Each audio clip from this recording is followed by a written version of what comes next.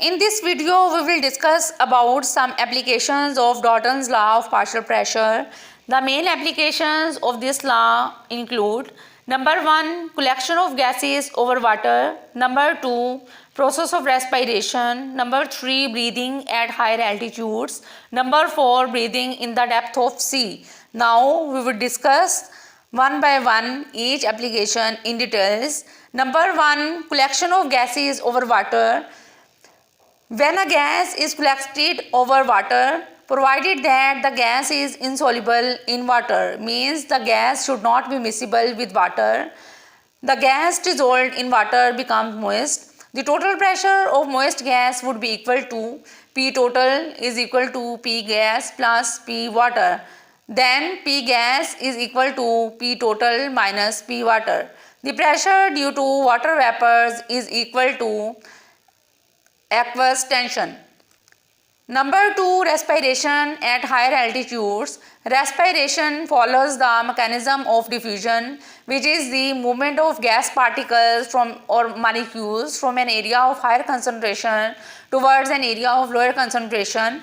Partial pressure of oxygen in outside air or atmosphere is equal to 159 gram per centimeter cube or torr.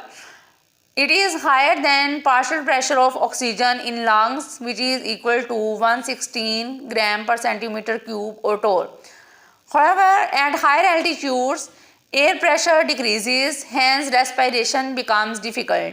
Pilots may have uncomfortable breathing in a non-pressurized cabin where the partial pressure of oxygen is about 150 gram per centimeter cube or torr. Respiration by deep sea divers. At the depth of sea, air pressure increases 5 times than normal pressure. Regular air cannot be used in a diver's tank because partial pressure of oxygen would be 795 gram per centimeter cube.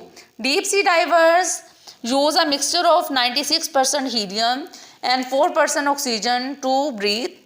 SCUBA, self-contained breathing apparatus, contains compressed air, so breathing becomes easier. As the diver returns to surface, it becomes hazardous for him if not handled properly.